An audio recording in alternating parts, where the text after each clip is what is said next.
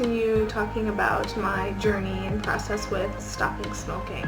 I wanted to talk about this time how quitting something or changing a habit or releasing a certain addiction, these are things that we have relationships to. My relationship with smoking was that, I really liked it and I thought I really enjoyed it, but it was like a constant thing that I always needed to do after every activity, getting up in the morning, before I went to bed at night, before and after I ate, before and after every activity basically. So my relationship with smoking was that of a heavy dependency, a belief of a need, always kind of looking for that point to be there with me.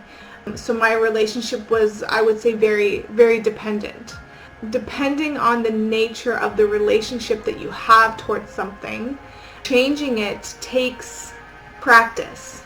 Oftentimes you're not going to get it in your first go. Maybe you will. Maybe you have that self-control and directive principle within yourself clearly established that you can just stop in one moment. Some things I've been able to do that with, like sugar.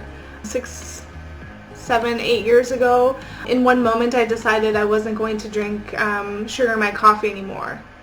And I had always had coffee like that. Cream and sugar, so good, especially with cigarettes in the morning. It was like my favorite thing. But one moment I just decided I'm not going to do sugar in my coffee anymore. And overall I'm going to pretty much remove sugar from my diet. And I did.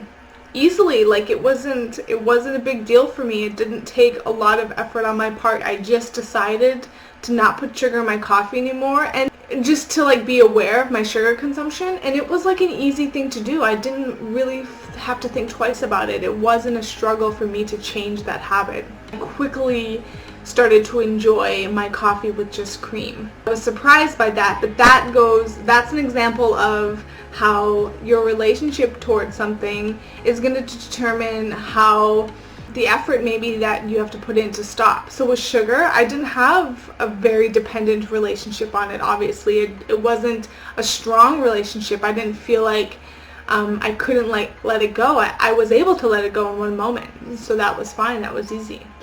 With smoking, on the other hand, it took me 10 years. Like I said in my previous vlog, it took me 10 years to get to a point where I finally was able to admit that, okay, it's probably time that I quit smoking, even though I still didn't want to.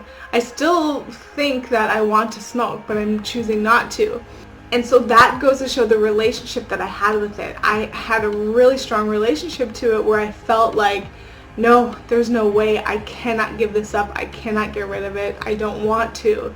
Even though I could see all the ways in which it was compromising me and what limitations I was allowing within myself in not challenging my ability to not stop. It might take a different varying degree of effort of what you have to put in order to stop. And so what I wanted to suggest today was if you find that you're having a really hard time stopping something that you really, really want to stop because you know it's really, really bad for you, I'm not saying don't stop trying to stop. I would suggest start with something that doesn't have that degree of dependency within you that this other thing does. So for me, if I was giving myself advice 10 years ago or 8 years ago, I would say don't try to stop smoking now. Try quitting sugar and see how that goes. Do a 21-day or a 30-day journey of not having sugar. And back then I would have found, okay, great, easy. What I've done also in the last 10 years is I've done many 21-day challenges and 30-day challenges, and to me, those are what strengthened my ability to direct myself in a moment to say no to smoking. Because I was able to quit even when I didn't want to quit. But all the practical reasons were so obvious and like glaring me in the face, I couldn't deny it was time. So I did it. But the fact that I was able to quit, even though I didn't want to quit, really is remarkable to me. And to me, it goes to show everything I did in the last 10 years with changing a habit, starting a habit, doing 21 days of writing, doing 21 days of no coffee, try all my attempts at 30 days at yoga that are still unsuccessful, but I'm still trying. I'm actually on day 12 of a 30-day right now. All my attempts and all the different journeys I've put myself on where I made a decision to make a commitment to do something or not do something for 21 to 30 days, those paid off. Those journeys are what allowed me to get to the point where I could quit smoking even though I didn't want to. It's like developing any skill or developing any muscle. It takes work. You have to keep doing the activity until it becomes natural, and until you start getting stronger at it, you get better at it. They say practice makes perfect. You do practice it until you're able to perfect it, until you're the most effective you can be within it. It took 10 years of me changing everything else and changing all these other different things, trying to incorporate all these other different habits. It took me 10 years of doing that to finally strengthen enough directive principle within myself to be able to direct this smoking relationship to be no more. So I would highly, highly, highly encourage, if you're finding a hard time quitting smoking or quitting anything that you're trying to quit or incorporate something that you're trying to incorporate in your life, take a step back and just look at, maybe is there something else that you could also change, that you do also want to do or you don't want to do anymore, that you can do a 21-day or 30-day challenge with. Start there. Start small. The point is to get practice. The point is to learn how to direct yourself in moments when you want to do something despite committing not to do it. It's learning how to direct yourself in those moments of justifications that you're trying to talk yourself back into a habit you decided you're not going to live out anymore. That's what you're practicing. You're practicing in a self-awareness to hold on to the commitment and decision you made at the beginning of a 21-day journey. You're practicing carrying that awareness through and carrying that commitment through and carrying that decision through in those moments of temptation, in those moments when you want to do what you said you weren't going to do. It takes practice. Like a baby walking, it takes many falls sometimes. It takes many getting up and trying again. But the point is, you don't judge yourself, you just do it over and over and over until you get it. For me, I feel like that's really what I did with the 21-day and 30-day journeys I took on throughout the years.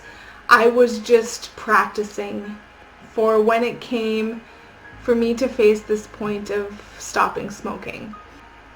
It's like that's what the last 10 years was, my preparation for this year when I quit smoking.